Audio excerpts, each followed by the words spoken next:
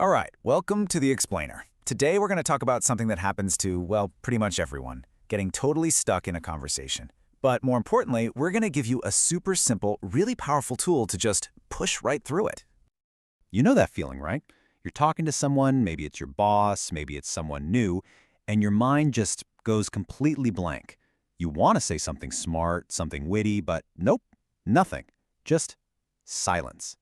It's so awkward, and it happens to the best of us. So, if you've ever felt that way, you are definitely not alone. I mean, not even close. According to the National Institute of Mental Health, a huge 73% of people have some form of public speaking anxiety. It's called glossophobia. And here's the thing, that fear isn't just for big stages. It can pop up and freeze us even in a simple one-on-one chat. So, to deal with this, people often grab onto these kind of prepackaged communication tricks. And there's one really famous one that's supposed to help with tough conversations, but it's got a major flaw. And looking at why it fails tells us a lot about what we shouldn't do if we want to build real confidence.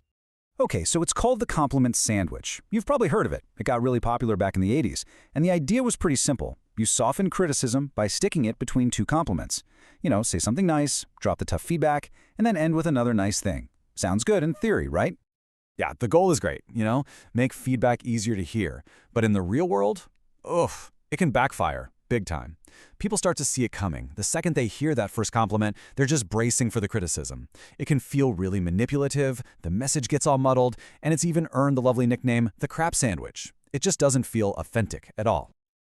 So, if that old school method is broken, what actually works? What's a better, more genuine way to go? Well, it all starts with a huge shift in your focus. Like the writer William King said, a brilliant conversationalist is one who talks to you about yourself. It's not about you, it's about them.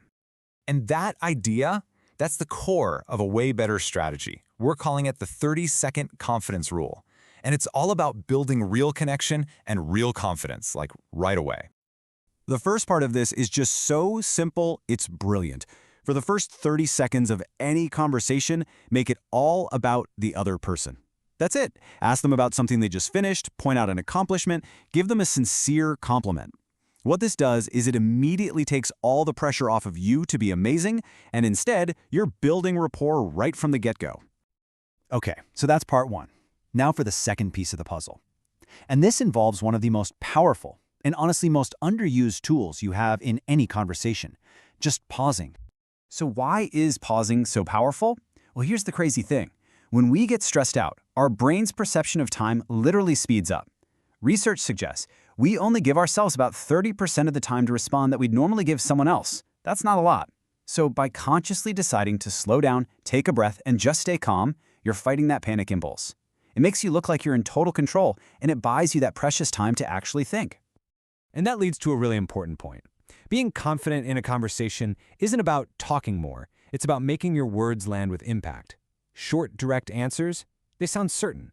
They feel final. When you cut out all those filler words, the ums, ahs, like, I think, and you learn to love the pause, your words just carry so much more weight. Okay, but what if you literally don't have the words? This is a huge deal, especially if you're learning a new language, right? You're in a conversation and your brain just can't find that one specific word. Well, getting stuck doesn't have to be a dead end. Here are 3 super practical tools you can use to keep the conversation going. First, let's talk about approximation. This is simple. Instead of freezing up, just use a word that's close enough. So if you can't remember the word ship, just say boat. Look, the goal here is communication, not a vocabulary test. It keeps the conversation flowing and people will get what you mean. All right, next up is a fancy word for a simple idea, circumlocution. It just means talking around the word. If you don't know the noun, just describe it. So instead of corkscrew, you could say, the thing you use to open a bottle of wine. Everyone will know exactly what you're talking about. And last but not least, probably the easiest and best tool in your kit, just ask for help. Seriously, just saying, what's the word for, or how do you say, that's not a sign of weakness at all. Most people are actually really happy to help you out, and it can turn what feels like an awkward moment into a really nice moment of connection. So, let's pull all this together.